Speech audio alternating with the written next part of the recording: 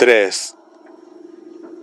Cuando Mark recuperó el conocimiento, estaban subiéndolo por unas escaleras, pero no eran las del sótano. No sentía esa sensación pétrea de encierro, y el aire no era tan fétido. Entreabrió sus párpados apenas, sin que la cabeza dejara de pender inerte del cuello. Habían llegado a un descanso. El primer piso se podía ver con bastante claridad. El sol no se había puesto todavía. Quedaba una tenue esperanza. Al llegar al descansillo, de pronto los brazos que le sostenían desaparecieron, y Mark cayó pesadamente al suelo, golpeándose la cabeza. ¿No te parece que yo sé cuándo alguien se está haciendo el tonto, jovencito?, le preguntó Straker. Visto desde el suelo parecía de 3 metros de estatura. El cráneo calvo relucía con discreta elegancia en la creciente oscuridad. Mark vio con terror que en el hombro llevaba un rollo de cuerda. Se llevó la mano al bolsillo donde había puesto la pistola. Straker se echó a reír. Me tomé la libertad de quitarle la pistola, jovencito. Los niños no deben portar armas, ni tampoco conviene que lleven a una señorita a lugares donde no les han invitado. ¿Qué ha hecho con Susan Norton? Straker sonrió. La llevé donde ella quería ir, amiguito, al sótano. Más tarde, cuando se ponga el sol, se encontrará con el hombre a quien vino a ver. Y tú también lo conocerás. Tal vez esta misma noche, tal vez mañana por la noche. Es posible que él te entregue a la muchacha, pero más bien pienso que se ocupará personalmente de ti. La chica tendrá sus propios amigos, entre ellos tal vez algunos entremetidos como tú. Con ambos pies, Mark trató de darle una patada en la entrepierna, pero Straker se apartó ágilmente a un lado, como un bailarín. Al mismo tiempo le devolvió el golpe, un enérgico contrapié, un enérgico puntapié en los riñones. Mark se mordió los labios, retorciéndose en el suelo. «Vamos, jovencito, de pie», le ordenó Straker con una risita. No puedo». «Pues arrástrate», dijo Straker y le asestó otra patada. El dolor fue muy intenso, pero Mark apretó los dientes. Consiguió ponerse de rodillas y después de pie. Siguieron andando por el vestíbulo hasta la puerta del otro extremo. «¿Qué va a hacer conmigo?» «Prepararte como un pavo para la Navidad, jovencito. Más tarde, cuando mi amo se haya ocupado de ti, quedarás en libertad».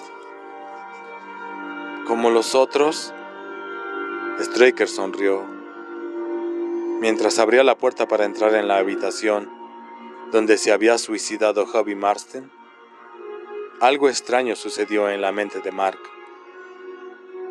El miedo no desapareció, pero aparentemente dejó de actuar como un freno sobre sus procesos mentales y de interferir las señales positivas.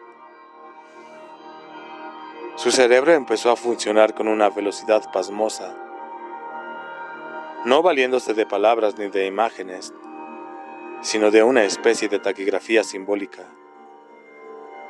El muchacho se sentía como una pequeña lámpara de que pronto recibe una sobrecarga de una fuente desconocida. Como una pequeña lámpara que de pronto recibe una sobrecarga de una fuente desconocida. El cuarto como tal era absolutamente prosaico. El empapelado colgaba en jirones, dejando ver el yeso y la piedra. El tiempo había cubierto el suelo con una espesa capa de polvo y yeso, pero solo se veían las huellas de una persona, como si alguien hubiera subido a echar un vistazo. Había 2 pilas de revistas, una cama de hierro sin somier, ni colchón, y una pequeña plancha metálica con un grabado desvaído. La ventana tenía los póstigos cerrados, pero por ello se quedaba todavía una hora. La ventana tenía los póstigos cerrados, pero por ello se filtraba polvorienta luz suficiente para que Mark pensara que quedaba todavía una hora hasta que cayese la noche. En el cuarto flotaba algo maligno y hediondo.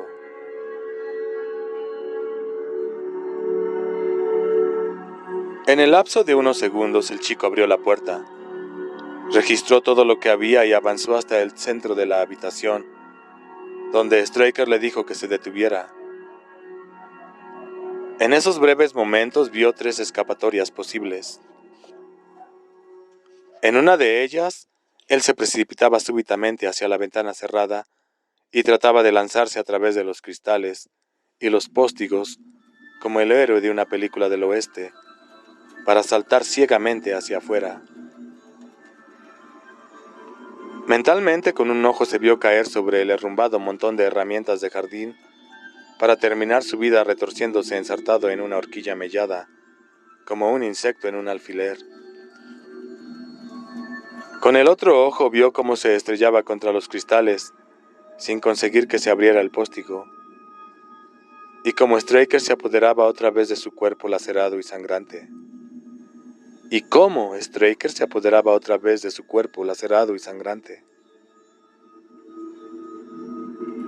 Se vio atado sobre el suelo, vio cómo se extinguía la luz, cómo sus esfuerzos por liberarse eran cada vez más frenéticos e inútiles, y oyó finalmente cómo subía ominosamente las escaleras un individuo 1000 veces peor que Straker. Se vio recurriendo a una treta que había aprendido el verano anterior cuando leía un libro sobre Houdini, el famoso mago capaz de escaparse de una celda, de un cajón cerrado con cadenas o de la bóveda de un banco. Podía soltarse de cuerdas, esposas de acero e instrumentos de tortura chinos. Y una de las cosas que hacía era contener el aliento y tensar fuertemente los puños cuando una persona del público le ataba. También había que contraer los muslos, los antebrazos y los músculos del cuello. Si uno tenía músculos bien desarrollados, al relajarlos conseguía cierta flojedad en las ligaduras.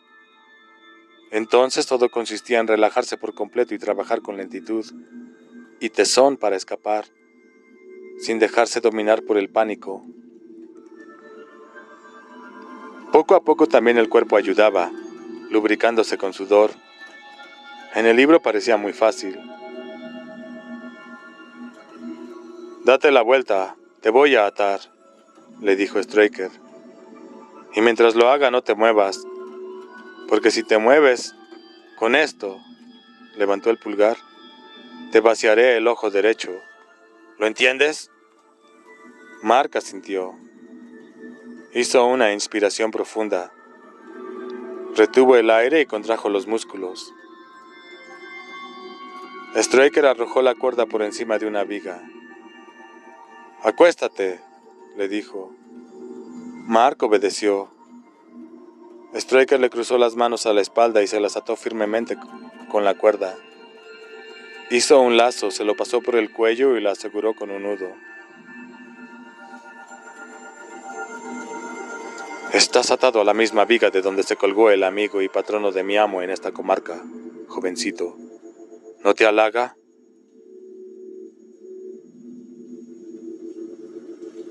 Mark emitió un gruñido y Straker rió.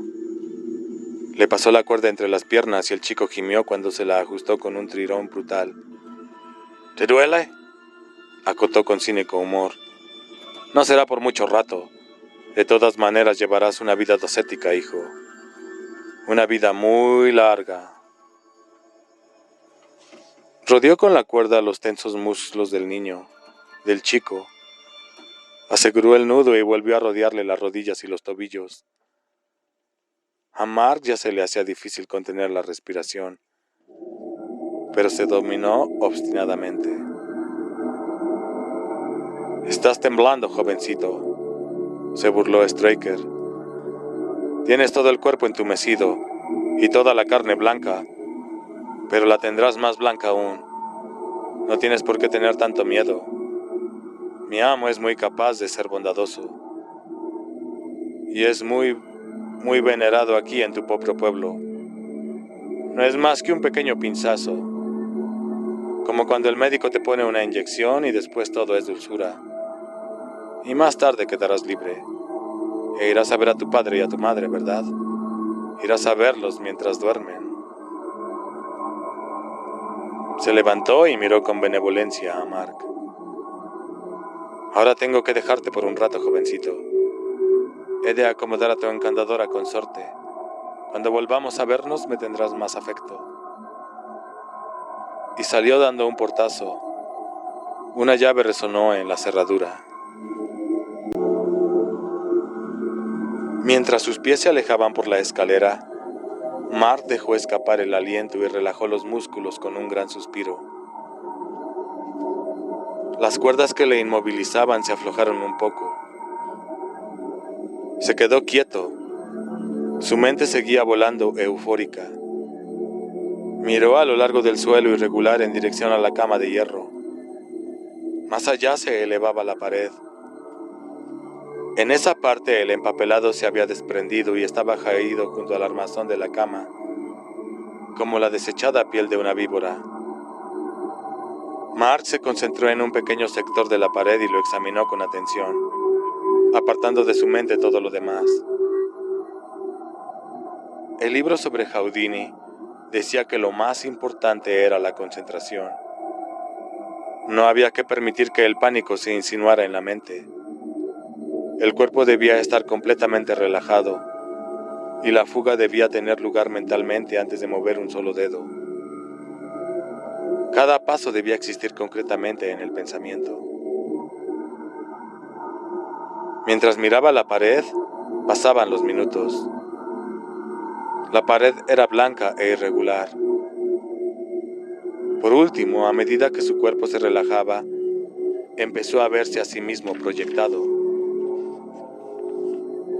Un muchachito de camiseta azul y pantalones de mezclilla tejanos.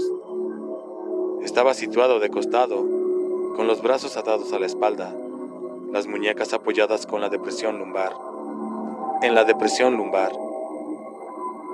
Tenía un lazo corredizo alrededor del cuello, y cualquier movimiento impulsivo lo ajustaría inexorablemente hasta privar al cerebro del oxígeno indispensable para mantener la lucidez. Siguió mirando la pared. La figura allí proyectada había empezado a moverse cautelosamente, aunque el propio Mark siguiera tendido perfectamente inmóvil. Como extasiado, observó todos los movimientos de la imagen. Había alcanzado un nivel de concentración propio de los fakires y los yogis de la India. Ya no le preocupaba Straker ni la menguante luz del día. Había dejado de ver el suelo irregular, el armazón de la cama, la pared incluso.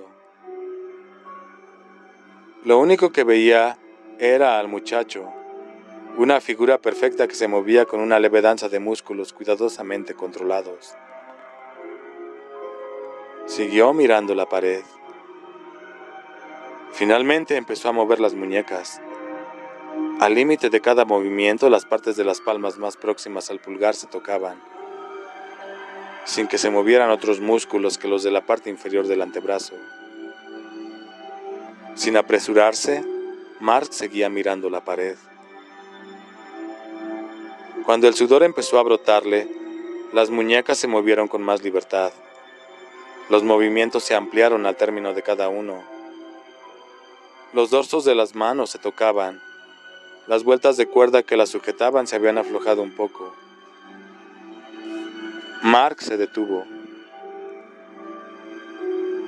Pasado un momento empezó a flexionar los pulgares contra las palmas, mientras contraía los dedos en un movimiento sinuoso. Su rostro se mantenía absolutamente inexpresivo. Era como la cara de yeso de un maniquí en una tienda. Pasaron 5 minutos. Las manos ya le transpiraban abundantemente. La increíble intensidad de la concentración hacía que el chico pudiera controlar parcialmente el sistema nervioso simpático. Otra técnica de los yogis y los fakires. Sin darse cuenta, había llegado a obtener cierto control sobre las funciones involuntarias del cuerpo. El sudor no se podía explicar como producto de sus cuidadosos movimientos. Sentía las manos como engrasadas y de la frente le caían gotitas que oscurecían el polvo blanco del suelo.